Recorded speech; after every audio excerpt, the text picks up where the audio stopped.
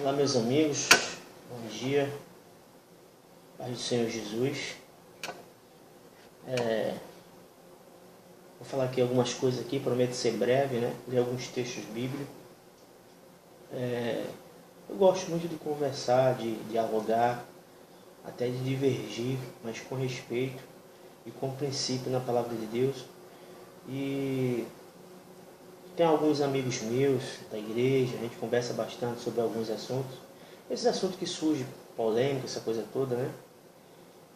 E tem um assunto assim que a gente já assistiu várias vezes no YouTube, né? Algumas coisas, né? Sobre o impacto radical. Uma polêmica envolvendo o Caio Fábio, que ele falou um monte de coisa. Segundo o pastor Rogério, ele falou sem princípios, né? Coisas grotescas, mal educadas.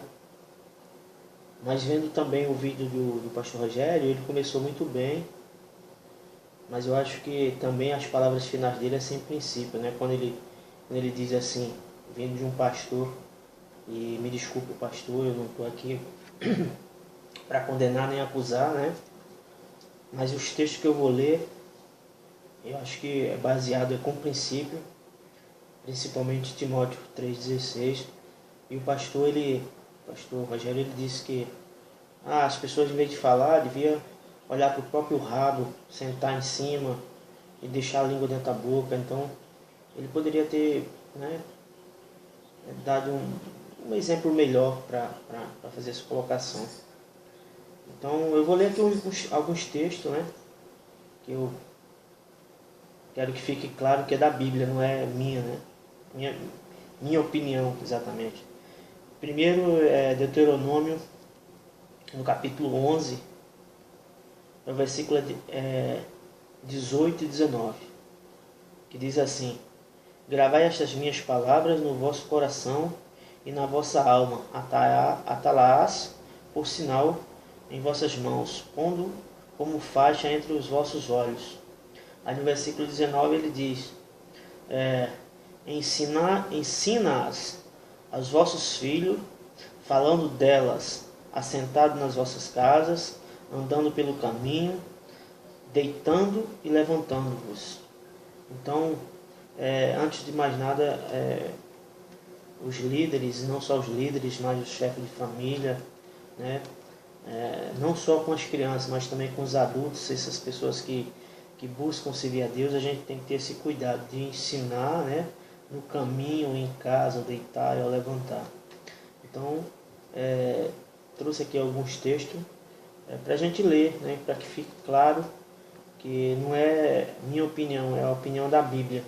Tem aqui um texto muito interessante, que é em 2 Timóteo, né, no capítulo 3, versículo 16, que diz assim: Toda a Escritura é divinamente inspirada e proveitosa para ensinar, para repreender, para corrigir, para instruir em justiça, a fim de que o homem de Deus seja perfeito e perfeitamente preparado para toda boa obra. Então, o homem que ele não aceita ser exortado aqui, né? Que ele fala aqui, né? Para repreender, ensinar, redarguir. Então, quer dizer, não é porque eu sou pastor que uma pessoa não possa me repreender, não possa me orientar. Uma coisa é você orientar, repreender, e outra é desrespeitar, né? Isso há uma diferença muito grande. E a gente tem que ter esses cuidados, né? E a nossa bússola, nossa opinião de fé, para mim, eu acredito que para muitos, continua sendo a palavra de Deus. Não podemos colocar, como é que eu posso dizer, opiniões alheias e transformar isso em polêmicas, em debate, essas coisas todas. E ainda que haja debate, que ela seja de maneira respeitosa, né? De uma maneira íntegra, sem ferir, né? As pessoas. Eu gostaria também de ler outro texto aqui da Palavra de Deus, que é em João, no capítulo 8, e o versículo vou ler aqui 31 e 32. Que esse é o próprio Jesus falando, né? Que ele diz assim, ó: Se permanecerdes no meu ensino, verdadeiramente sereis meus discípulos. Verso 32, ele diz assim: Então conhecereis a verdade, e a verdade vos libertará. Então essa verdade que nos liberta, que nos salva, não é a opinião minha, não é a opinião do pastor Rogério, não é a opinião do Caio Fábio, quem quer que seja, é a palavra de Deus. Muitas vezes a gente cria problemas, polêmica, né? Fica discutindo, começa bem, depois um xinga o outro, manda sentar o rabo não sei aonde. Então eu acho que isso foge um pouco, como o pastor Rogério disse no início, né? Que ele falou sem princípio, foi mal educado, mas isso também é ser mal educado, né? Que me perdoe aí o pastor Rogério, mas essa palavra de sentar no rabo, de colocar a língua para dentro, né? Isso é complicado. Em outro vídeo de uma garota, ele falou assim que não é para falar nada, é para deixar tudo escondido, tudo guardado, não tem que falar para ninguém.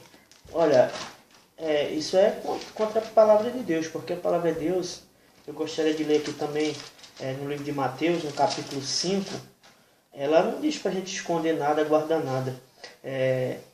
Mateus capítulo 5, versículo 14 diz assim, ó: E vós sois a luz do mundo, não se pode esconder uma cidade edificada sobre o monte. Verso 15.